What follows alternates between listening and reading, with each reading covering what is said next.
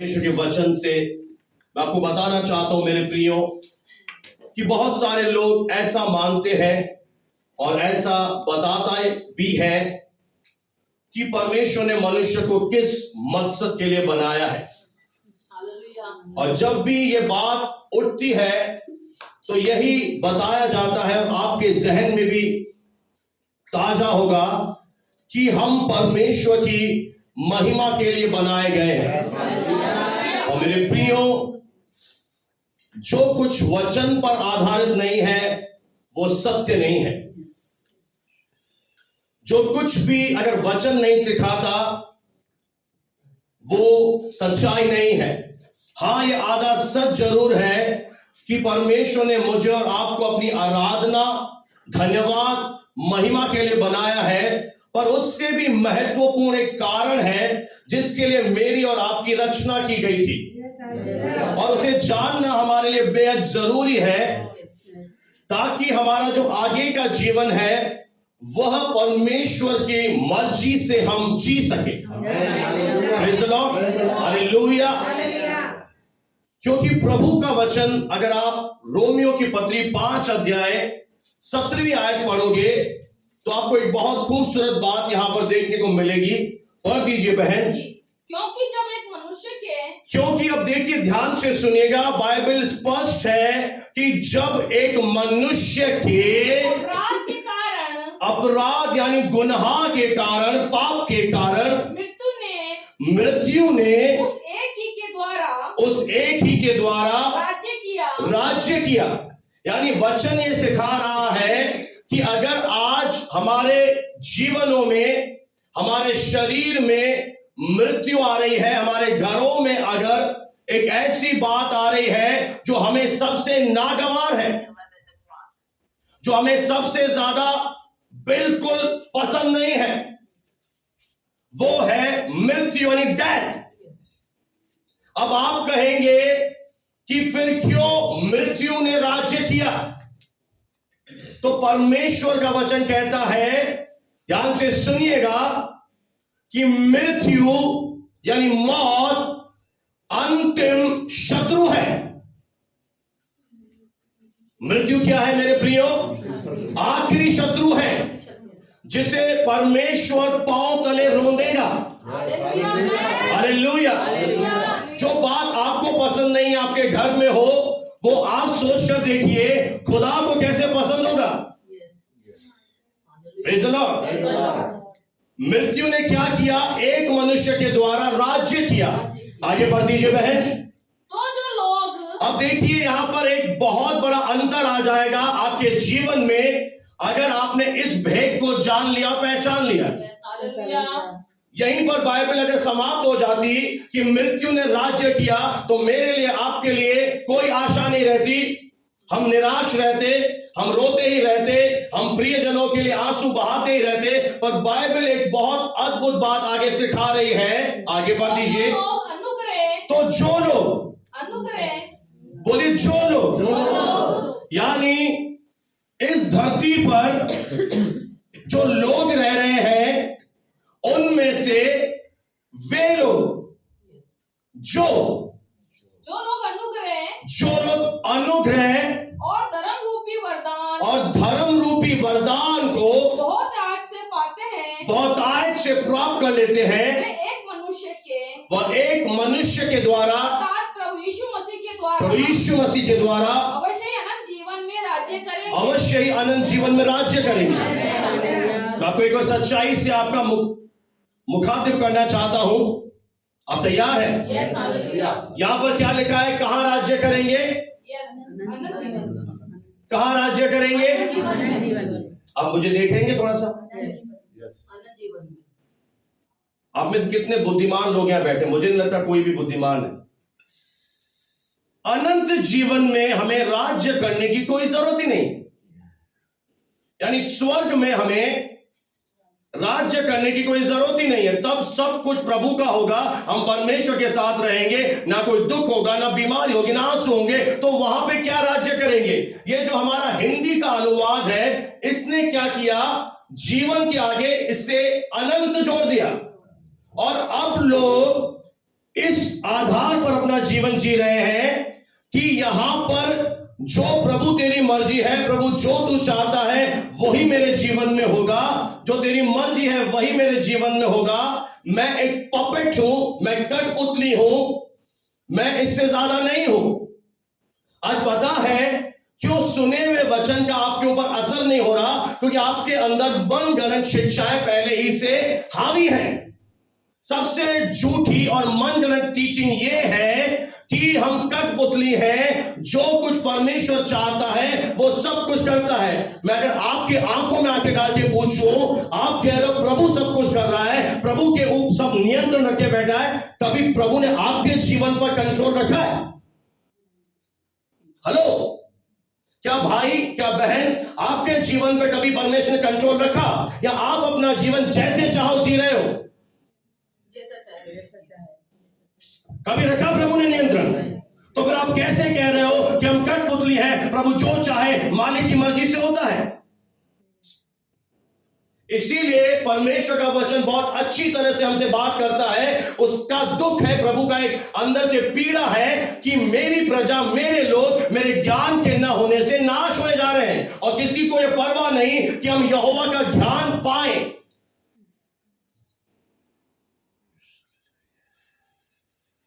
यहां पर बाइबल स्पष्ट है, यहां पर परमेश्वर का एक उद्देश्य दिखाई दे रहा है मेरे और आपके लिए। यह परमेश्वर का एक योजना यहां पर दिखाई दे रहा है कि वे लोग जो अपने जीवन में परमेश्वर से प्राप्त करेंगे अनुग्रह और धर्म रूप यानी धार्मिकता के वरदानों को, वे इस जीवन में, कौन से जीवन में? मैं आपको कुछ और अनुवाद पढ़ के सुना देता हूं, ध्यान से सुनिएगा। क्योंकि जब एक मनुष्य के अपराध के कारण मृत्यु यानी मौत, पाप और बीमारी ने, कितने लोग बीमार रहने के लिए खुश हैं यहां पर? राज्य किया, परंतु वे लोग जो बहुताय के अनुग्रह और धार्मिकता के उपहार को प्राप्त कर लेते हैं, वे कितना ज्यादा, हालेलुया, एक मनुष्य यीशु मसीह के द्वारा, हो सकता है यहां पर बैठे हुए कांग्रीगेशन को यह बात डाइजेस्ट ना हो, इस जीवन में राजा की तरह राज्य करेंगे।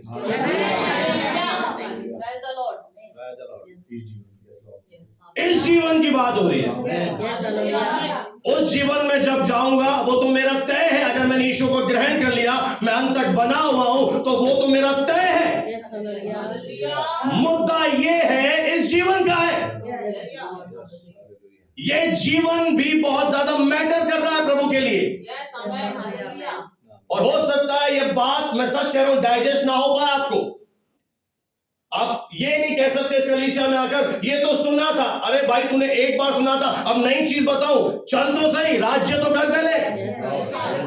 कोई कथा कहानी थोड़ी है, प्रसाद वितरण थोड़ी है, कुछ नया। क्या तू राज्य कर पाया? क्या कह रहा परमेश्वर का वचन? क्या केवल तुम सुनने के लिए तुम्हारे कानों में खुजलियां होती है, या कब तुम चलना शुरू करोगे? इस जीवन की बात कर रहा है परमेश्वर, एक मनुष्य के द्वारा कितना ज्यादा राजा की तरह राज्य करेंगे। राजा क्या करते हैं? राज्य करने के लिए पैदा होते हैं। बाइबल स्पष्ट रीति से बताती है मेरे प्रियो कि अगर आप किससे जुड़े हुए हैं, यह महत्वपूर्ण है। अब ध्यान से सुनिएगा, पहला आदम जब इस दुनिया में आया, उसके पास सब कुछ अधिकार था। आप पढ़ना चाहेंगे, पढ़िए उत्पत्ति पहला अध्याय 26 आयत और 27 से लेकर 28 आयत तक पढ़ लीजिए। उत्पत्ति की पुस्तक 1 अध्याय 26 से लेकर 28 वचन। फिर परमेश्वर ने कहा, फिर किसने कहा? परमेश्वर ने कहा, हम मनुष्य को अपने स्वरूप के, ये देखिए परमेश्वर का एक योजना है, दर्शन है कि आओ हम, यानी पिता परमेश्वर पुत्र परमेश्वर और आत्मा परमेश्वर ने कहा आओ हम मनुष्य को किसको, आप मनुष्य हैं, यस मुझे लग नहीं रहा कि मनुष्य है, तो आपको किसने बनाया है, परमेश्वर ने। क्यों बनाया, आगे बढ़िए। अपने स्वरूप के अनुसार, अपने स्वरूप और अपनी समानता में इसका बनाया। मतलब है कि उसके स्वभाव के अनुसार, यस हालेलुया कि मनुष्य उसके स्वभाव को प्रकट करे अपने जीवन से। हालेलुया। आगे और वे समुद्र की अब मछलियों, देखिए, बनाने का एक उद्देश्य है कि बनाने के बाद वो कह रहा है कि समुद्र की मछलियों, और आकाश के पक्षियों, उसके बाद आकाश के पक्षियों, और घरेलू पशुओं, घरेलू जीव जंतु पशुओं, और सारी पृथ्वी पर, और कहां पर, सारी पृथ्वी अब यहीं पर है, कहां पर, संपूर्ण धरती पर, और सब रेंगने वाले, सब रेंगने वाले जंतुओं पर, जो पृथ्वी पर रेंगते हैं, जो पृथ्वी पर रेंग रहे हैं, अधिकार रखे। उन पर क्या रखे, बोले अधिकार रखे। हालेलुया। अब इसका मतलब मैं आपको समझाऊं, यानी जब परमेश्वर ने धरती की रचना करी, मनुष्य को बनाया, तो वह परमेश्वर अब राज्य करने से बाहर आ गया। हेलो, उसने धरती को बनाकर सब कुछ अपने अधिकार में नहीं रखा। जैसा आप लोग समझते हैं प्रभु की मर्जी होगी वैसा ही होगा, प्रभु चाहेगा तो मैं चंगा हो जाऊंगा, प्रभु चाहेगा तो सुख आएगा, नहीं चाहेगा तो दुख में जिएंगे। बाहर आ जाइए, यीशु आजाद करने आया। यानी ये ऐसा है कि परमेश्वर ने बनाकर आदम को हवा के हाथों में सौंप दिया। अब आप जिम्मेदार हैं अपने जीवन के निर्माण को करने के लिए, आप जिम्मेदार हैं अपने जीवन की उन्नति के लिए और अवनति के लिए, बढ़ने के लिए, घटने के लिए। ये आपके ऊपर परमेश्वर ने छोड़ दिया है, आप जिम्मेदार हैं। आपको तो प्रभु ने बोल दिया कि मैं तुझे अधिकार दे रहा हूं। अगर आप अधिकार नहीं रख रहे हैं, इसका मतलब है कोई और आपके जीवन में आकर अधिकार रखेगा। और यहां पर ऐसा ही हुआ। आप सब अच्छी तरह जानते हैं कि आदम ने क्या किया, एक तरह से लीगल, वैधानिक कागजात, मान लेते हैं घर, ये प्रॉपर्टी मेरी है और मैंने सील और साइन करके इस बहन को सौंप दी। अब मेरा जो दावा है इस घर के ऊपर रद्द, खत्म। अब आज से ये मालकिन है। सही है? तो आदम ने ऐसा ही किया। परमेश्वर की बात ना सुनकर शैतान को लीगली इस धरती का ईश्वर घोषित कर दिया। और आपको अभी भी समझ में नहीं आ रहा कि यहां पर हत्याएं क्यों हो रही हैं। आपको यह समझ नहीं आ रहा व्यभिचार क्यों है मेरे देश में। आपको यह समझ में नहीं आ रहा कि हर जगह भ्रष्टाचार क्यों है। आपको अभी तक यह समझ में नहीं आ रहा कि दारू क्यों पी रहे हैं लोग। आपको यह समझ में नहीं आ रहा कि गालियां क्यों बक रहे हैं लोग। आपको यह अभी तक समझ में नहीं आया कि इंसान के अंदर नफरत कहां से आई, जबकि खुदा ने तो अदन की वाटिका में प्रेम भरा था, दया भरी थी। और कुछ लोग हैं जिनके अंदर थोड़ी सी हमें दया दिखती है, प्रेम दिखता है, बाकी अधिकतर मनुष्य के चरित्र में बहुत ज्यादा डाउनफॉल आ गया है। वे पाप से भर गए हैं, किसी की तरक्की से खुश नहीं होते, जलन रखते हैं, हसन रखते हैं, ईर्ष्या रखते हैं। यह सब कुछ मेरे प्रियो, जब आदम ने अपनी इच्छा से शैतान को अधिकार दिया, तो ये शैतान की चीजें हैं जो इस धरती पर आपको अपने परिवार में दिखाई दे रही होगी। आपके परिवार में लड़ाई आपको दिखती होगी। क्यों? ये सब कुछ उसकी देन है, क्योंकि एक आदम के द्वारा इन चीजों ने हम सब के ऊपर कहीं ना कहीं राज्य ही किया है। आपको परमेश्वर ने एक तरह से, अगर इधर देखिए, आपके लिए सिंहासन बनाया था अदन की वाटिका में, और परमेश्वर ने आदम को बोला था बैठ मेरे बेटे आदम और तू राज्य कर। आदम ने बताया क्या किया, उठ गया, शैतान को बुलाया, उसको बिठाया और वो चपरासी हो गया। अच्छा हुआ यहां पे रखा, आया ना अच्छी तरह समझ में। आपको प्रभु ने कहां बिठाया था? सिंहासन पर। आदम ने क्या किया? उस अधिकार को छोड़ दिया और यह सब कुछ क्या आया? पाप, मृत्यु, बीमारियां, गरीबी, हत्याएं, ये सारी चीजें वो शैतान, वो अंधकार की शक्तियां आपके और मेरे जीवन में लेकर आई। पर एक और खुशखबरी है, और उन्हीं के लिए है जो प्रभु यीशु मसीह पर विश्वास करेंगे। कि बाइबल कहती है एक आदम के द्वारा ये सब कुछ आया और अब आखिरी आदम आया, यानी अब और कोई नहीं आएगा आपको बचाने के लिए। यीशु मसीह आखिरी आदम है। उसने क्या किया? मैंने पहले ही बोला था 2024 मच मोर रिस्टोरेशन आ रहा है। यीशु मसीह ने क्या किया? आखिरी आदम बना। इधर देखिए, और उसने क्या किया? अब कई लोग कहते हैं, मुद्दा है, बहस है कि यीशु मसीह तो 2000 साल पहले आया। मेरे प्रियो, परमेश्वर सनातन परमेश्वर है, वो पैदा नहीं होता कभी, वो अनादिकाल से अनंत काल तक है। अगर वो मनुष्य बना तो मेरे और आपके लिए बना, और उसने क्या किया? युगों को बांट दिया, इतिहास को बदल दिया, अंतिम युग में आया और इस अंतिम युग में प्रकट होकर उसने क्या किया? मेरी तरफ ध्यान से देखे, उसने मनुष्य का रूप धारण कर लिया। और मनुष्य का रूप धारण करके क्या किया?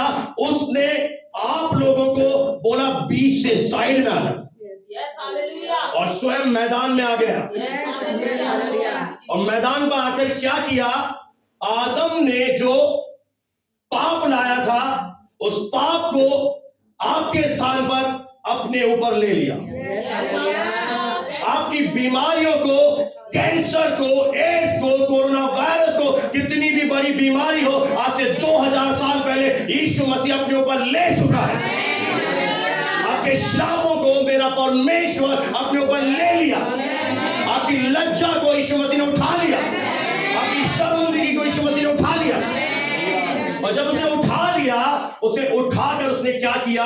अपना सर्वस्व बलिदान कर दिया। अब यह है सुसमाचार,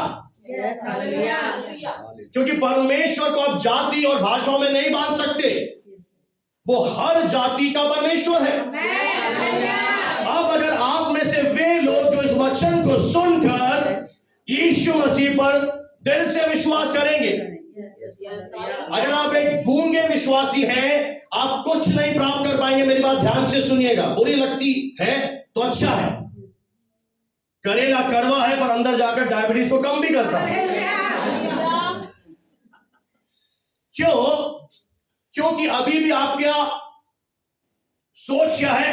मुझे करना है, मुझे करना है, मुझे करना है, और आप बोझ लेके चल रहे हैं। और बाइबल कह रही है यदि तू अपने मुंह से तो कैंची की तरह बाहर चलेगा, अभी नहीं, प्रभु जानकर अंगीकार करे, अपने मन से विश्वास करे कि परमेश्वर ने उसे तेरे लिए भेजा और मृतकों में से जिंदा कर दिया, तो तू निश्चय उद्धार पाएगा। अगर आपके जीवन में अंगीकार ही नहीं है, आपने इस बात पे कभी अंगीकार नहीं किया, तो आप अभी भी पापों में हैं। ये समय है, मैं आपको 2 मिनट दे रहा हूं। अगर आप विश्वास करते हैं तो आप कन्फेस कीजिए। अगर आप अंगीकार नहीं करेंगे तो आज भी आप पुराने आदम से जुड़े हुए हैं और शैतान आपकी आत्मा, आपके प्राण, आपके बॉडी का मालिक है, क्योंकि आप कहेंगे मैंने नहीं बनाया, आपके पुरखाओं ने, आदम ने बनाया। वो जब चाहेगा तेरे ऊपर बीमारी ले आएगा, जब चाहेगा तेरे अंदर घुसकर तुझे परेशान करेगा, तुझे तबाह करेगा, तुझे भिखारी बना देगा, तुझे बीमार बना देगा, तुझे पाई पाई का मोहताज बना देगा, तुझे मृत्यु में ले जाएगा। अगर आज भी आप पहले आदम से जुड़े हुए हैं, तो बाइबल साफ कहती है उस एक के द्वारा पाप और मृत्यु ने राज्य किया। अगर आज आप उससे अपना छुटकारा कर ले और आखिरी आदम पर विश्वास कर ले और अंगीकार कर ले कि यीशु मसीह ने मेरा स्थान ले लिया, इस क्रूस पर मेरा नाम लिखा था, उसने मेरा मिटा के अपना लिख दिया, और अंगीकार करें कि यीशु मैं अपने दिल में तुझे ग्रहण करता हूं, परमेश्वर आपके अंदर आएगा और आपके अंदर आकर वो क्या करेगा? ये 2 काम करवाएगा। Praise the Lord. बहुतायत के अनुग्रह को वो आपको देना चाहते हैं, धार्मिकता को देना चाहते हैं। आप कहेंगे नहीं मैं यीशु पर विश्वास नहीं करता, तो सुन लीजिए, अगर आप यीशु पर विश्वास नहीं करते तो आप किस पर तो विश्वास करते हैं? यानी अपने कामों पर। और आपके काम सिद्ध नहीं है, आपके काम इतने अच्छे नहीं है मनुष्य के कि वो धर्मी बन सके। यानी एक तरह से परमेश्वर की नजरों में हम अधर्मी हैं। और जब हम प्रभु यीशु मसीह पर विश्वास करते हैं, हम दुष्ट से क्या बन जाते हैं? उस धर्मी व्यक्ति की, उस पवित्र यीशु की धार्मिकता हमें इनाम में दे दी जाती है। तभी तो कह रहा है प्राप्त करो, वो ये नहीं कह रहा हासिल करो। अंतर है, एक है हासिल करना, एक है रिसीव करना। प्रभु यीशु मसीह ने जो कर दिया उसे रिसीव करोगे, यानी दो चीजों को अगर आप चाहते हो, मेरे प्रिय जितने मेरी आवाज के अधीनता में है, अगर आप ये चाहते हैं कि आप अपने जीवन के फिर से उस सिंहासन पर बैठना चाहते हैं कि मैं राज्य करूं, तो पहले यीशु को अंदर आने दे। यीशु मसीह आएगा और तेरा खोया हुआ अधिकार तुझे लौटा देगा, तेरी खोई हुई स्थिति को वो रिस्टोर कर देगा, तेरा टूटा हुआ पिता के साथ रिश्ता जोड़ देगा, और तू क्या बन जाएगा? इस जीवन में तू राज्य करेगा। ये है परमेश्वर का एक इच्छा हमारे लिए। जब से प्रभु ने मेरे मन के अंदर ये मेरे अंदर इच्छा प्रकट की है, मैंने एक बात ठान ली है कि अब मेरे शरीर पर बीमारी राज्य नहीं कर पाएगी। मैंने ये शपथ ली है कि अब मैं उस दुष्ट को मेरे जीवन के ऊपर राज्य करने नहीं दूंगा, मेरे फैमिली के ऊपर राज्य नहीं करने दूंगा, मेरे पत्नी के ऊपर बीमारी लाने नहीं दूंगा, मेरी बच्ची के ऊपर हाथ डालने नहीं दूंगा। क्यों? क्योंकि मुझे क्या कर दिया है? प्रभु ने फिर से स्थापित कर दिया है। क्या आप जानते हैं वे लोग हारा हुआ जीवन जी रहे हैं? एक समय प्रभु यीशु ने अपने चेलों से पूछा, ध्यान से सुनिएगा, कि लोग मेरे विषय में क्या कहते हैं? जिनको जितना ज्ञान था उन्होंने बता दिया। कोई कहता है प्रभु तू सबसे अच्छा टीचर है, गुरु है, तेरे जैसा गुरु कोई नहीं। किसी ने कहा प्रभु तू सबसे बड़ा नबी है, तेरे जैसा नबी कोई नहीं। पर एक वहां पर बैठा था पतरस, पता है उस पर एक ऊपर से प्रकाशन आया कि तू जीवित परमेश्वर पुत्र मसीहा। और तब यीशु ने कहा, यह बात पतरस तुझ पर किसी मनुष्य ने प्रकट नहीं की, मेरा पिता जो स्वर्ग में, उसने तेरे दिल के अंदर ये सच्चाई पैदा कर दी है कि मैं कौन हूं। मेरे प्रियो, हम उस प्रभु की आराधना करते हैं जिसने हमारे अंदर सांसें दी है। हम उसकी आराधना नहीं करते जिसके अंदर मुझे सांसें डालनी पड़े। सावधान हो जाइए, सावधान हो जाइए भारत के लोगों, अगर आपने ये मूर्खता करी तो आप बर्बाद हो जाएंगे। परमेश्वर सबसे ज्यादा अगर नफरत करता है तो वो है मूर्ति पूजा से। कि जब कोई मनुष्य मूर्ति बनाकर स्थापित करता है और उसे ईश्वर कहता है, क्योंकि वो ईश्वर मूर्त नहीं है, वो आत्मा है, जिंदा है। ये बहुत बड़ी मूर्खता होगी और परमेश्वर का क्रोध आएगा। देखना लिखा है उसका क्रोध स्वर्ग से प्रकट होगा। अभी तो अनुग्रह चल रहा है, वो तो बचाना चाहता है। आप खुद सोचकर देखिए, रजनी बहन बैठी है, इन्होंने पृथ्वी को पैदा किया, पृथ्वी की ताकत इन्हें पैदा करे। बोलिए हम क्या करने जा रहे हैं? ईश्वर हमारा अभिषेक करता है या हम ईश्वर का अभिषेक करेंगे? फिर हम प्राण डालेंगे। आपके प्राणों का पता है कब लुढ़क जाओगे? तुम प्राण डालोगे, उससे वो मोहताज है तुम्हारे प्राणों का। अब भाई बोले ब्रदर, वो मोहताज है कि तू उसमें प्राण डालेगा। मेरे प्रियो सावधान हो जाइए। अगर आपको ये नहीं पता कि परमेश्वर कौन है, और दूसरी बात कि आप अगर परमेश्वर को ग्रहण कर लेते हैं तो आप यीशु मसीह में कौन बन गए। मैंने पिछले संडे अच्छी तरह बताया था कि हम नो बॉडी नहीं है, अब हम समबॉडी है, अब हम कुछ है। जिस दिन आपको ये मालूम पड़ जाएगा कि मैं मसीह को ग्रहण करने के बाद मुझे क्या मिल गया है, मेरे अधिकार क्या है, मेरे विशेष अधिकार क्या है, मैं प्रभु की नजरों में कौन हूं, उस दिन मेरे प्रियो आपका दिन होगा कि आप राज्य करेंगे। इसीलिए वचन सुनना बहुत जरूरी है। ये वचन तेरी खोई हुई पहचान लौटा के देगा। तेरी पहचान क्या कि तू राज्य कर। तू बनाया क्यों गया था? राज्य करने के लिए। शैतान ने तुझे गिराया है, पर यीशु आया तुझे फिर से उठा के खड़ा किया। तुझे फिर से तेरी खोई हुई पहचान लौटा के दिया। तेरी पोजीशन तुझे दे दिया यीशु ने। और वो चाहता है कि आप अब राज्य करें। ये परमेश्वर का दिल है हमारे लिए। Praise the Lord. और जब ये वचन आपके अंदर अंतड़ियों में भर जाएगा, वो दिन दूर नहीं कि जब आप स्टैंड लेंगे, जब आप खड़े हो जाएंगे, जब शैतान आपके ऊपर अस्थमैटिक अटैक देगा, आप खड़े हो जाएंगे। शैतान बैक कर जाओ, वो दिन होगा। जब निराशा आपके अंदर आकर आपको घेरेगी, वो दिन होगा जब आप स्टैंड लेंगे और कहेंगे परमेश्वर का आनंद मेरी सामर्थ्य, डेविल आउट। वो दिन होगा जब आप राज्य करेंगे और तब स्वर्ग आनंद मनाएगा। Praise the Lord, hallelujah. प्रभु यीशु मसीह आपकी पीड़ा को हर लिया है। शरीर में दर्द देने वाला दुष्ट है, आपकी पीड़ा यीशु ने हर ली है। आपके दर्द यीशु मसीह ने ले लिए हैं। और जब आप इन दो चीजों को रिसीव कर लेंगे, क्या कर लेंगे? बोले रिसीव। तो आप क्या करेंगे? राज्य करेंगे। अब कई लोग ऐसा सोचते हैं कि यीशु मसीह आपके द्वारा राज्य करेगा। यह बहुत बड़ी गलतफहमी है। प्रभु यीशु मसीह हमारे द्वारा राज्य नहीं करेगा, हम प्रभु यीशु मसीह के द्वारा राज्य करेंगे। वो तो इस धरती को बनाकर आ गया है। इस धरती पर जो भी गलत हो रहा है, अगर आपके फैमिली में कुछ गलत हो रहा है, आपकी बॉडी में कुछ गलत हो रहा है, आपके जीवन में कुछ गलत हो रहा है, वो समय होता है कि जब आप पहचान ले कि ये शत्रु का कार्य है और उसे पहचान कर अपने जीवन से बेदखल करें। अगर आपके जीवन में डिले आ रही है, देरी आ रही है, तो आप उस पर कब्जा करें। आप उस देरी को डांटें। अब जानते हैं प्रभु यीशु मसीह ने हमें अधिकार दिया है कि तुम पहाड़ों से कहोगे। क्यों प्रभु यीशु मसीह ने पहाड़ों से समस्याओं की तुलना करी? क्योंकि जब हम पहाड़ को देखते हैं तो एक ही चीज आती है, कितना विशाल है ना? और क्या दूसरा चीज आता है कि ये तो हट नहीं सकता।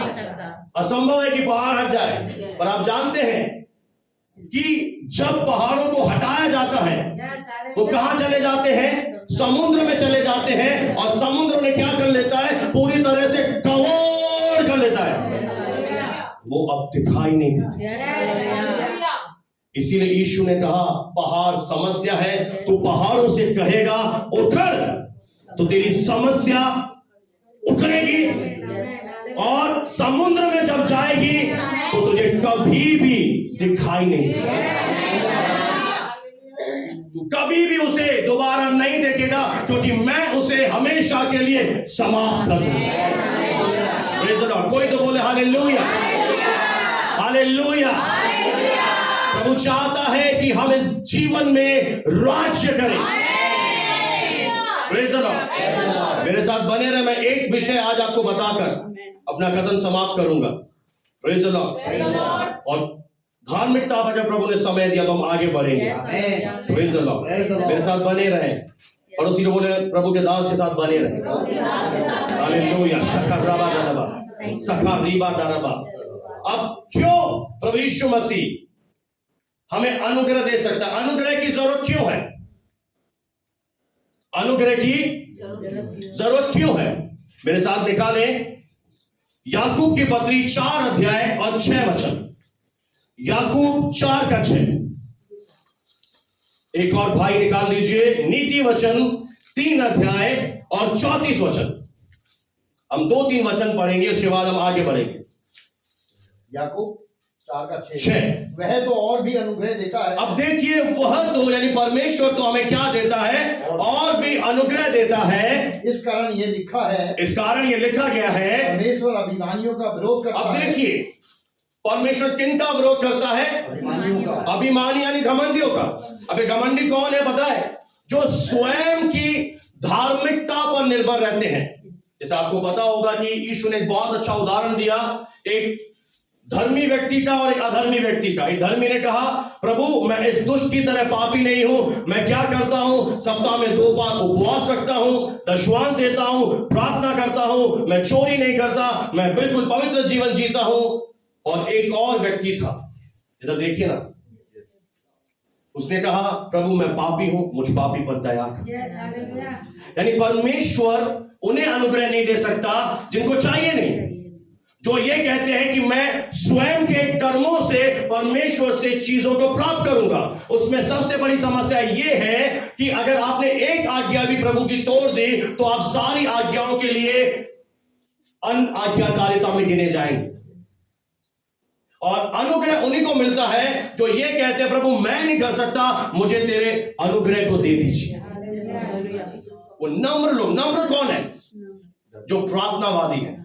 नम्र कौन है? जो प्रभु पर निर्भर रहते हैं, अपने ऊपर नहीं। कई बार होता क्या है मेरे प्रियो, फाइनेंस के लिए हमारी प्रॉब्लम सबसे बड़ी क्या है, हम लोगों की ओर नजर उठाते हैं कि ये मुझे फाइनेंस में हेल्प करेगा, ये मेरी हेल्प करेगा, ये मेरी हेल्प करेगा। मैं एक उदाहरण आपको बताऊं। एक परमेश्वर का भवन था, वहां पर बाइबल अध्ययन चलाया जाता था और वहां पे कुछ प्रभु के दास थे, स्टूडेंट थे और वे प्रार्थना कर रहे थे, प्रभु हमारे लिए फाइनेंस देने वालों को खड़ा करें, प्रभु आर्थिक मदद देने वालों को खड़ा करें, प्रभु इन्हें खड़ा करें, उन्हें खड़ा करें। और उन्होंने एक सभा में एक प्रभु के दास को बुलाया, उनसे कहा गया, प्रभु ने जो आपके मन में डाला है हमें बताइए। उसने ठीक है, मैं आपको जरूर बताऊंगा। उसने प्रभु से प्रार्थना किया और प्रभु उसके मन में डाला, इनसे जाके कह दे कि इनका फाइनेंसर स्पॉन्सर मैं हूं, मनुष्य नहीं। प्रभु ने, उसने कहा ये मुझे मारेंगे प्रभु, क्योंकि ये सारा दिन यही बातें कर रहे हैं, इनका ध्यान लोगों पर है और मैंने ये जाके बोल दिया तो ये मुझे प्रचार नहीं करने देंगे। प्रभु ने बोला तू प्रचार कर, मैंने तुझे खड़ा किया। तो जब तक आप अपने प्रयासों पर निर्भर हैं, जब तक आप लोगों पर अपनी नजरें उठाते हैं, तब तक अनुग्रह बह नहीं सकता। अनुग्रह तब बहता है जब आप कहते हैं मैं नहीं कर सकता प्रभु, आप मेरे अंदर आकर करवाइए। वो नम्र लोगों पर अपना अनुग्रह देता है। नीति वचन 3 का 34 भी पढ़ के सुना दीजिए। नीति वचन 3 का 34। ठट्ठा करने वालों से वह निश्चय ठट्ठा करता है और ठट्ठा करेगा और दीनों पर अनुग्रह करता है, दीनों पर वो अनुग्रह करेगा। पहला पत्रस 5 का 5, पहला पत्रस 5 अध्याय और 5वां वचन। पहला पत्रस 5 अध्याय और 5वीं आयत। इसी प्रकार नवयुगों पर तुम प्राचीनों के अधीन रहो, आगे वरन तुम सबके सब एक दूसरे की सेवा करने के लिए आगे दीनता से कमर बांधे रहो, आगे क्योंकि परमेश्वर अभिमानियों का विरोध करता है। देखिए एक और बार ये बात आई है, परमेश्वर अभिमानियों का सामना करता है, विरोध करता है, जो स्वयं के ताकत बल बुद्धि पर विश्वास करते हैं। हो सकता है आप में से कोई ऐसा बैठा हो, इसमें बुराई क्या है प्रभु के दास, मैं बताऊं इसमें बुराई क्या है। आप जिस ताकत से कुछ काम कर रहे हैं, मैं आपसे पूछना चाहता हूं ताकत लाए कहां से थी? तो उस ताकत के लिए आप परमेश्वर को महिमा ना देकर स्वयं के शरीर को महिमा दे रहे हैं। ये क्या है? अभिमान है, ये घमंड है, ये विद्रोही स्वभाव है। पर वो दीन लोगों पर जो परमेश्वर को हर बात में निर्भर रहते हैं, चाहे वो खाने की वस्तुएं हो, चाहे कपड़े पहनने के लिए हो, चाहे कुछ भी जीवन में जरूरत हो, उनका आधार कौन है? परमेश्वर। हो सकता है बहुत बड़े बिजनेसमैन हो, आपके पास लाखों की कमाई है, पर अभी इस भारत में अकाल आ जाए, मंदी आ जाए, आप कहां से पैसा लाएंगे? आप किसका दरवाजा खटखटाएंगे? आप कौन से रिश्तेदारों के पास जाएंगे? आप एक मांगने वाले हो जाएंगे। पर अगर आपका जरिया, आपकी सप्लाई खुदा है, तो उसका कभी भी सप्लाई खत्म नहीं होगा। वो एक ऐसा सोर्स है जो कभी ड्राई नहीं होगा, सूखेगा नहीं। अगर वो मेरी सप्लाई है तो मेरी जो जरूरत है ऑटोमेटिक पूरी होंगी। मैं इसलिए एक उदाहरण देता हूं आप लोगों को कि जब एक बच्चा अपनी मां की कोख में गर्भनाल से जुड़ा रहता है, उसे जरूरत नहीं पड़ती स्ट्रगल करने की, कुछ भी हाथ पांव मारने की। उसे ऑलरेडी मालूम है कि मेरी सारी जरूरतें मेरी मां के द्वारा पूरी हो जाएंगी। अगर केवल एक वचन पर आप विश्वास कर लो कि यीशु दास रहता है, मैं डाली हूं, मैं जोड़ा गया हूं, तो आपकी भी सप्लाई ऑटोमेटिक। इसके लिए मांगने की जरूरत नहीं है, इसके लिए बस ये करना है, पिता तेरा धन्यवाद कि आज मैं खुले स्वर के नीचे रहता हूं, तेरी सप्लाई से मैं भरा हुआ हूं, मेरी सारी जरूरतें बहुतायत से पूरी हो रही है। आमीन।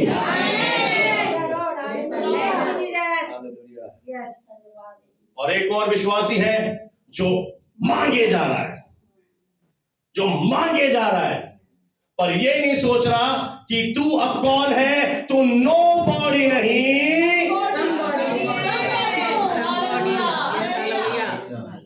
तू अब वो डाली है जो जोड़ दी गई है। मैं तो ऐसा जोड़ दिया गया हूं जहां मैं जाता हूं यीशु चलता है। बिल्कुल ऐसे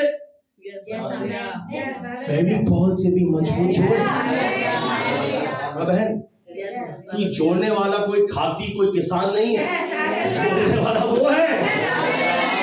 उसने मेरे अंदर से जंगली जैतून का स्वभाव निकाला, जो आदम से मिला था उसे निकाला और मुझे डाली बनाया और मुझे व्याप्त कर दिया।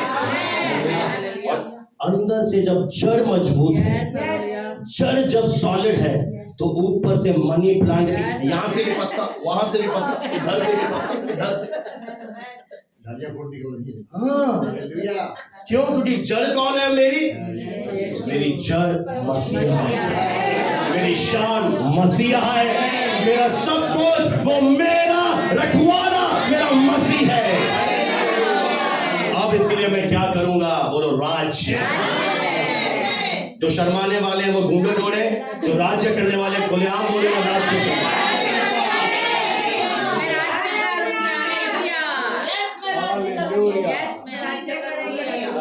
सिस्टर, प्रभु सब कुछ पूरा करेगा। हाँ, 3030 में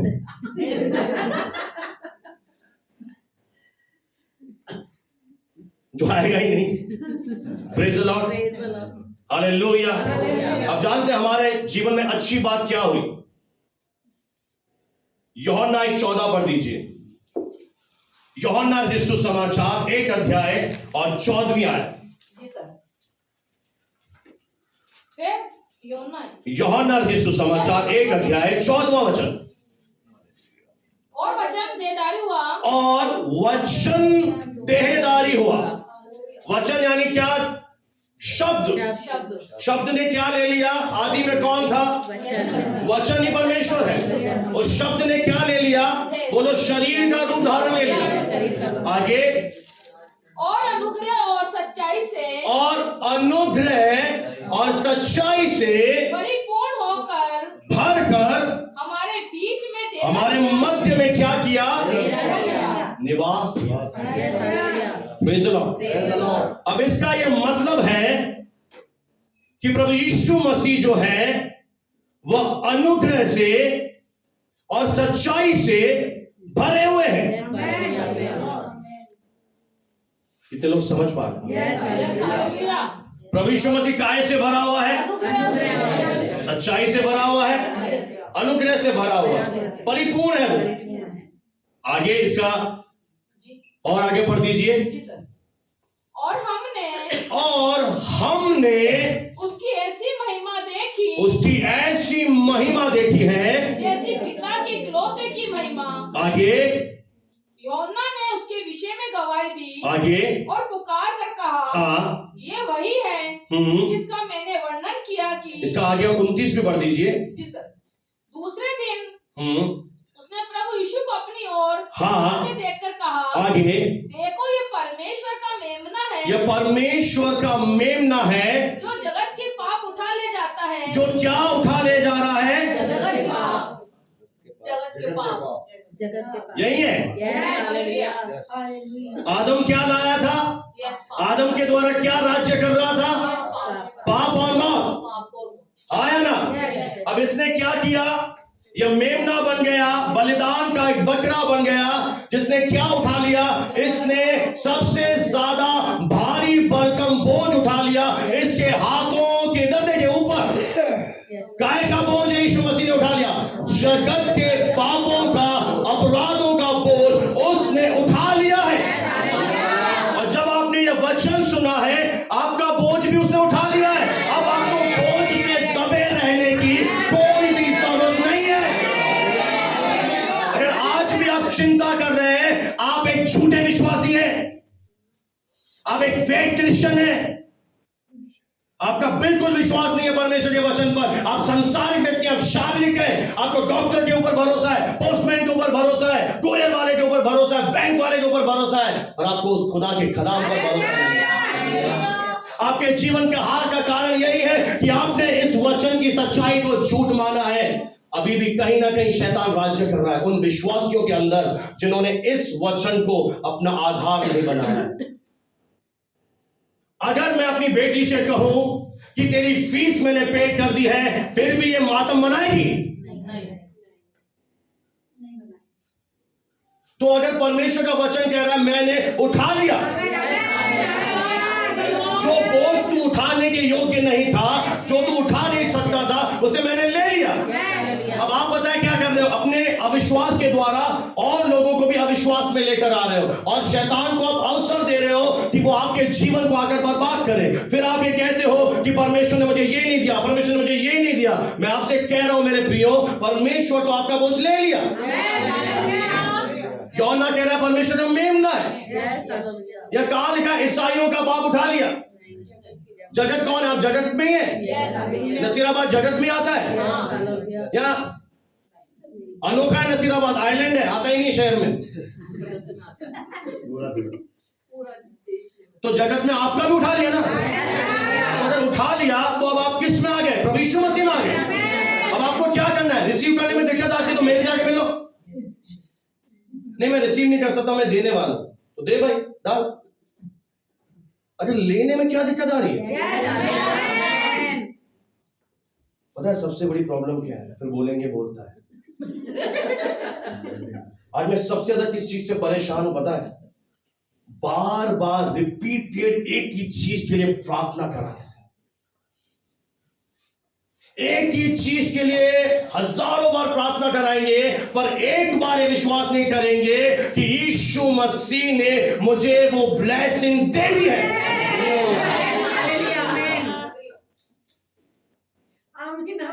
बार बार रिपीटेड प्रेयर्स। अब मैं तो सच्चाई जान चुका हूं कि भाई इन प्रार्थनाओं का कोई आधार ही नहीं है। बार बार प्रार्थना कराने से आप और अविश्वास दिखा रहे हैं और डेविल आपको और परेशान करेगा। मैं सच कह रहा हूं, ध्यान से सुनिएगा। बीमारी के लिए बार बार प्रार्थना कराने के लिए वचन नहीं कहता। बीमारी के लिए प्रभु का वचन कहता है कि उसने आप हमारी निर्बलता और बीमारियों को उठा लिया। इसका मतलब अब तुझे बीमार रहने की जरूरत नहीं है। अब तुझे ये अंगीकार करना है, प्रभु आपने मेरी इस बीमारी को उठा लिया, आपने मेरी ये कमजोरी उठा ली, अब मैं आजाद हूं। और जितना ज्यादा आप इस बात को बार बार बोलेंगे, परमेश्वर के वचन आपके जीवन में रियल बनते चले जाएंगे।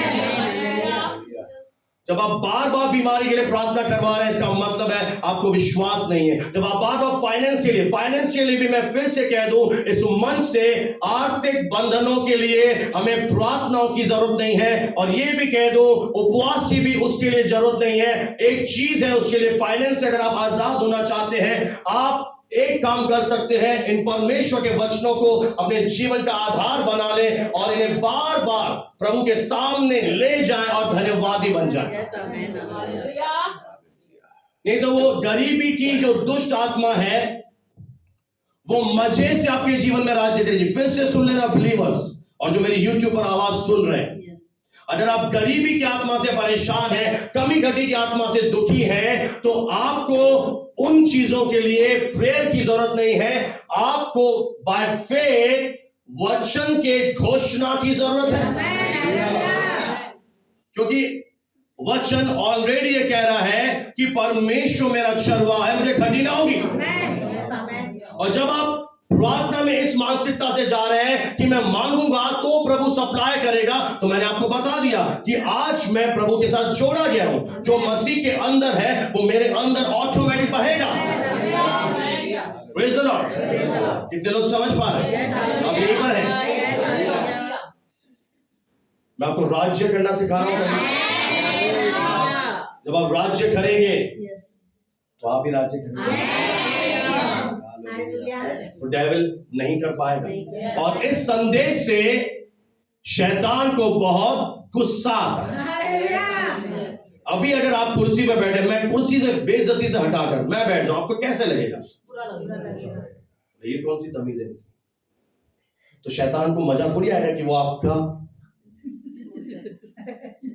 आप क्या करने जा रहे हो? उसे हटाने जा रहे हैं। ऐसे हटाओगे? बोली राधा ऐसे हटाएगी? ऐसे नहीं हटेगा।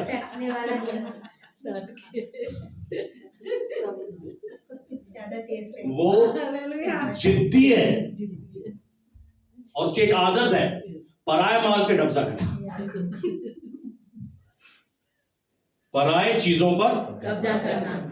हमारी देह प्रभु का मंदिर है, जबरन हमारी देह में आकर।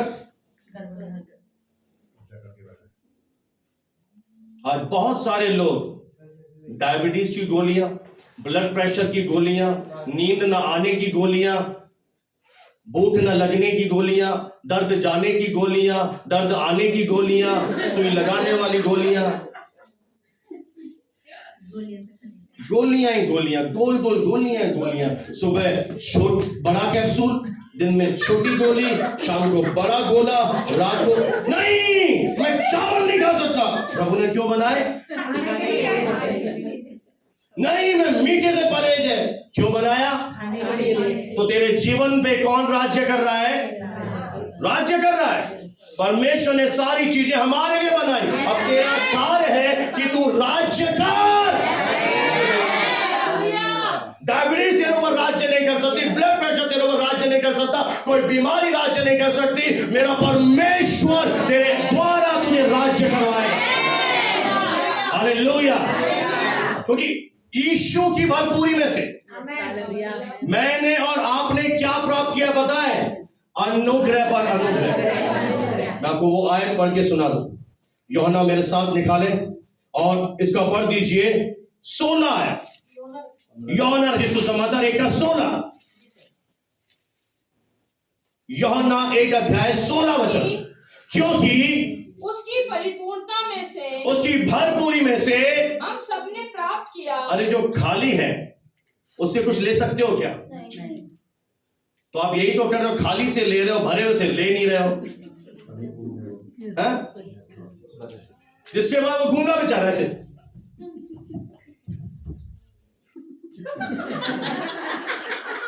उससे तो वो अच्छा है यार, जिंदा तो है।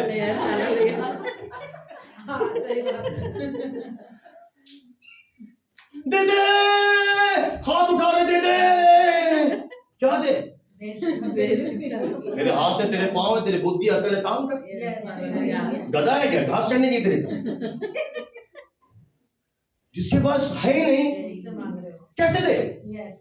प्रभु कह रहा है कि जीवित खुदा को मरे हुए में क्यों ढूंढ रहे हो भाई? मैं जिंदा हूं, मेरे अंदर अनुग्रह की बहुत आयत है, मैं सच्चाई से भरा हुआ हूं। और बाइबल कहती है हम सब ने नसीराबाद के थोड़े से क्या है, ढीले हैं विश्वास।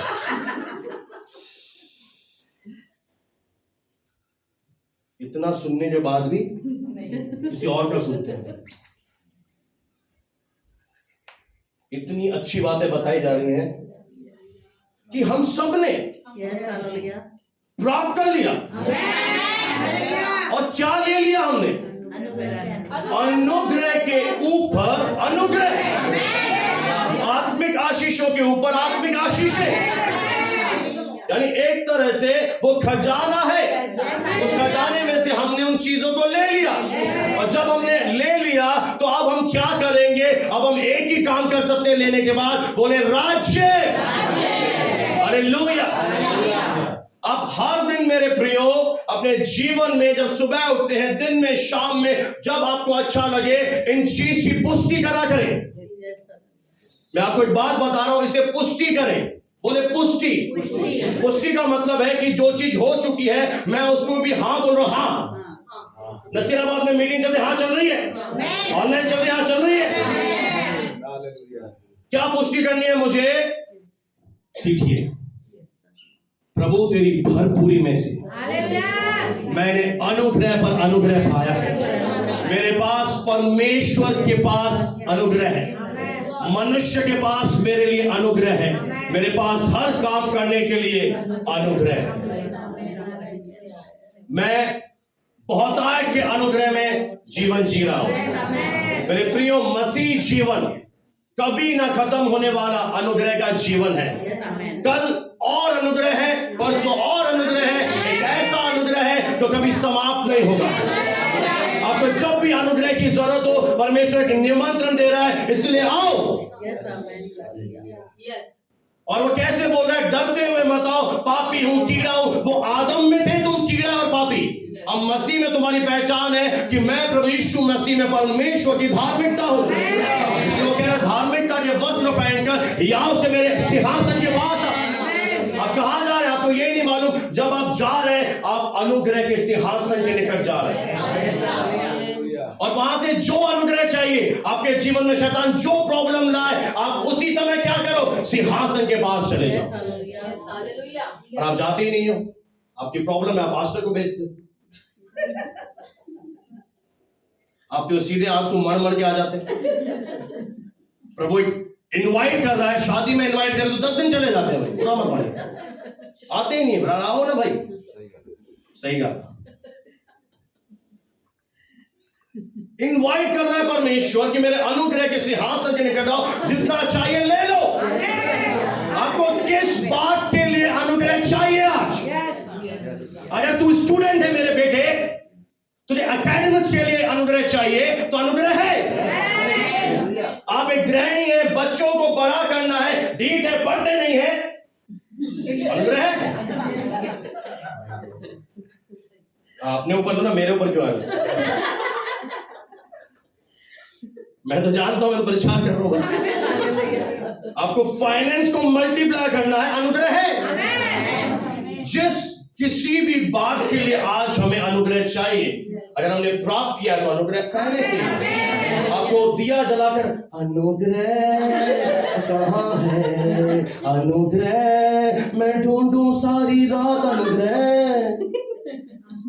कई सारे विश्वासी से देखे मैंने नसीराबाद, अनुग्रह अंदर रिसीव करना साथ। आप गिरहों से अब अनुग्रह में आते हैं।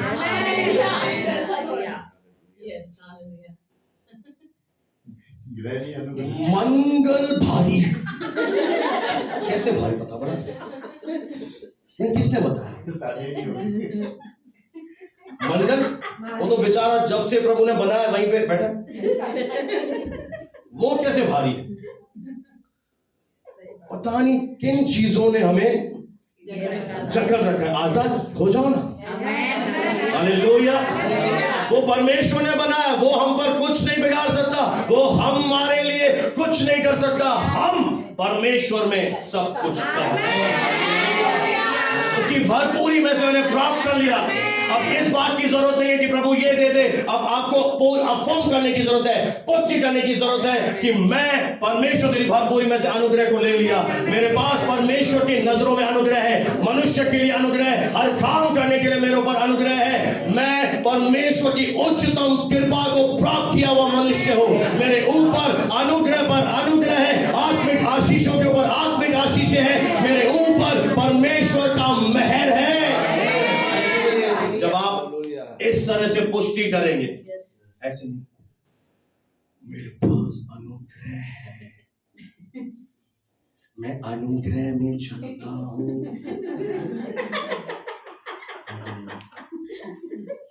ये हियाव तब आता है जब वचन अंदर, जब बोतल अंदर जाती है ना, तो जब वचन अंदर जाता है ना, तो ऐसी भाषा निकलती। आप ऐसे बोलेंगे, मेरे ऊपर अनुग्रह है, मैं अनुग्रह पाई हूं, मैं अनुग्रह पाई, रोगी ने, मैं अनुग्रह पाई, रोगी अनुग्रह पाई। इसका मतलब तू आधी अधूरी ढील तो ऐसे बोल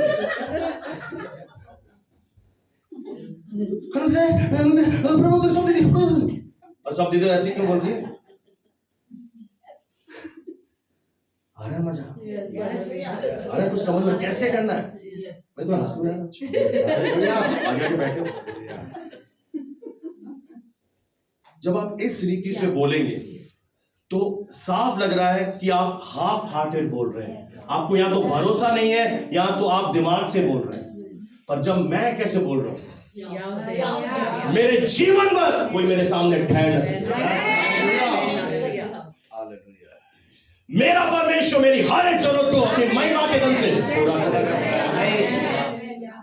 मैंने पहले बताया रोमियो 5:17 का अर्थ है कि राजा की तरह राज्य करें। अब मैं आपको बताता हूं राजा कैसे करते हैं। राजा पानी पिला दो नहीं प्लीज बहन, अनुग्रह कर दीजिए, पानी पीने से बहुत प्यास लग रही है, मैं थका हारा हूं। कौन सा राजा ऐसे बोलता है? राजा ऐसे बोलता है, एक गिलास पानी लाइए।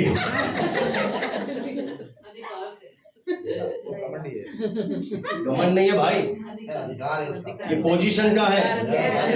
राजा कभी भीख नहीं मांगता, प्लीज कर दो ना। नहीं चले जाओ ना, मेरे को डर लग रहा है आज लड़ाई के लिए। बहन मंत्री तू चला जा। राजा को पता है कि मैं कौन हूं, उस अधिकार से वो अपने मुंह से बोलता है। अगर आप एक जान, आपके घर में लड़ाई हो रही है, मेरे घर में सारा दिन लड़ाई होती रहती है, एक कभी शांति आती नहीं है, तो मैं बताऊं क्या बोलता हूं? मैं अपने घर में कलीसिया में शांति की घोषणा करूंगा। मसीह जीवन संघर्ष का जीवन नहीं है। संघर्ष वो करते हैं जो वचन को जानते नहीं है। जिसने वचन को जान लिया, वचन को चख लिया, उनका जीवन तो स्वर्ग में जैसे जीते वैसे है। अब शांति के लिए बिग मांग रहे, मैं बोल रहा हूं, मैं घोषणा कर रहा हूं मेरे घर में शांति रहेगी। मैं घोषणा करता हूं मेरे घर में चंगाई रहेगी, क्योंकि मैं अपने घर का एक अधिकारी हूं। मेरी पत्नी पर, मेरी बेटी पर, अगर आप मेरी कलीसिया है, आप मेरे इस भवन में आते हैं, तो मेरे पास आपके ऊपर अधिकार है। अगर आप आगे आएंगे प्रार्थना कराने के लिए, तो मेरे पास अधिकार है। मैं आपके लिए फायर प्रेयर करूंगा, अधिकार से प्रेयर करूंगा, मेरे पास एक अधिकार है। तो यीशु मसीह क्या देने आया? आपका खोया हुआ लौटाने आया। आपकी शर्मिंदगी मैं बता रहा हूं क्रूस पर ले ली, आपकी लज्जा को उसने उठा लिया है। जो कुछ भी शैतान ने छीना है, अब क्या कर लो? कमर कस लो, कबड्डी लड़ने के लिए तैयार हो जाए। अब हो जाए या लेता रहे? हो जाए। 1 लाख रुपए में ऑपरेशन होगा, जयपुर के उस हॉस्पिटल में जाएंगे, जाओ।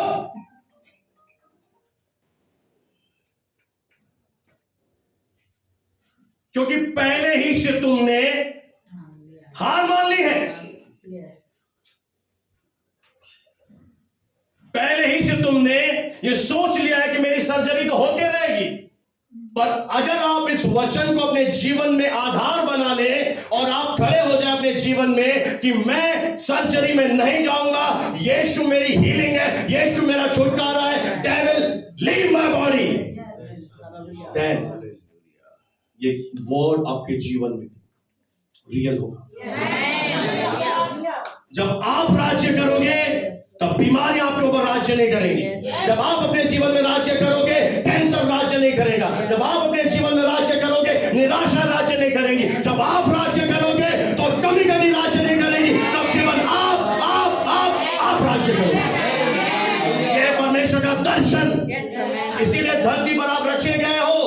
इसीलिए प्रभु ने आपको ये अधिकार दे दिए हैं। जो खोया हुआ था यीशु ने लौटा दिया है, अब आप उसे ले लीजिए। आपके माइंड में अभी भी शक आ रहा हो, शक का कोई इलाज नहीं है, डाउट का कोई इलाज नहीं है। मेरे पास वचन साफ कह रहा है, उसकी भरपूरी में से हम सब ने, यानी सबके लिए है। अनुग्रह ही नहीं है, अनुग्रह पर अनुग्रह है। आपका बॉस आपके ऊपर हावी हो रहा है, आपके पास बॉस को डाउन ले जाने का अनुग्रह है। आपकी परिस्थितियां हावी हो रही है, उन परिस्थितियों को नीचे दबाने के लिए आपके पास ग्रेस है। आप राज्य करेंगे तो डेविल राज्य नहीं कर पाए। ये परमेश्वर का दिल है। Praise the Lord. इसे अनुग्रह में से, बहुतायत में से हम सब ने प्राप्त किया। मेरे प्रियो, मसीह जीवन में कभी अनुग्रह समाप्त नहीं होगा, कभी ग्रेस से खत्म नहीं होगा, रोज बहता और बढ़ता जाएगा। आप कितना ले पा रहे हैं? आपकी कैपेसिटी है, अगर आपकी कैपेसिटी है ले लीजिए। फिर मत कहिए प्रभु नहीं दे रहा, प्रभु की इच्छा नहीं है। ये अबलापन का जीवन मुझे यहां नहीं चाहिए। जो अबला, वो नारी से बोलती है ना, बिल्कुल जैसे क्या है ये, क्या है ये? तब तक तुम्हारे ऊपर डेविल राज्य करेगा। आपकी बॉडी है, आपका शरीर है, आपके शरीर को परमेश्वर ने पहले कह दिया कि फूलो फलो। यानी ये शरीर प्रोड्यूस करने के लिए, बढ़ाने के लिए, ग्रो करने के लिए परमेश्वर ने बनाया। फलो फूलो, पृथ्वी में भर जाओ, फैल जाओ, बढ़ो। परमेश्वर का आदेश है, ले लो और बढ़ जाके रिसीव करो, ग्रो हो जा। वो हमारी समृद्धि से, हमारी बढ़ोतरी से खुश होने वाला परमेश्वर है।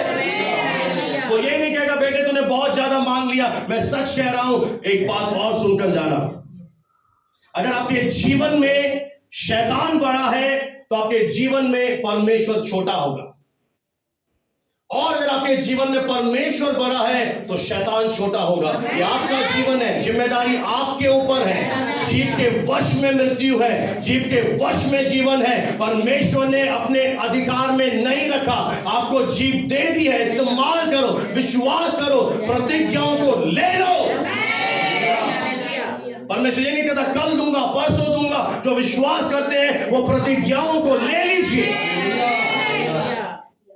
परमेश्वर की दास ने, परमेश्वर विश्वास योग्य है, जिसने मसीह में तुम्हें काय के लिए, अनंत महिमा के लिए बुलाया। आप कैसे जाओगे? धरती पर पिटते हुए स्वर्ग जा रहा हूं, स्वर्ग में सब कुछ मिलेगा। धरती का रिपोर्ट कार्ड क्या है तेरा? स्वर्गदूत को बुलाएगा, माइकल, इसका नाम है, नसीराबाद की विश्वासनी का अकाउंट खोलो।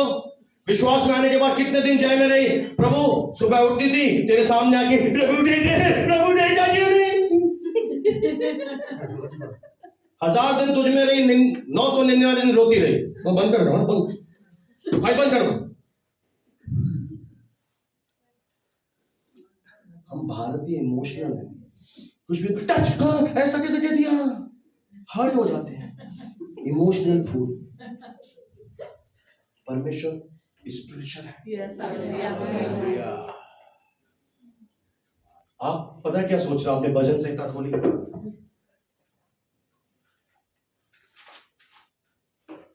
टूटा हुआ दिल प्रभु के योग्य बलिदान।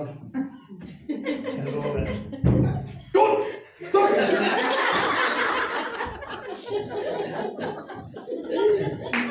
हथौड़ा ना तो टूटा था, यीशु ने जोड़ दिया, अब टूटा हुआ नहीं है। कोई भी आयत ली, अरे मतलब तो मेरे से सीखवाओगे। टूटा, प्रभु मुझे चंगा कर तो मैं चंगा हो जाऊंगा। प्रभु सोच रहे हाँ। तो आप जब वचन पढ़ते हैं, व्याख्या तो सीखिए, समझ पा रहे हैं? टूटा हुआ मन अब थोड़ी टूटा हुआ है। अब्राहम ने प्रार्थना की थी कि मैं मिट्टी हूं, अब आप मिट्टी नहीं हैं।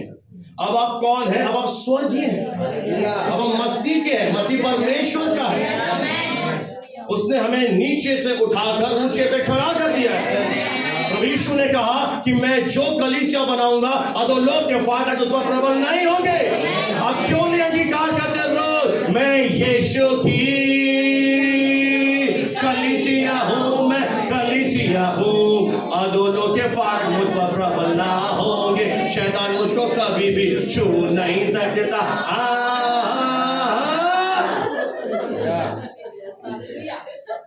उधर जब ऐसे तो शैतान को बहुत गुस्सा आता है,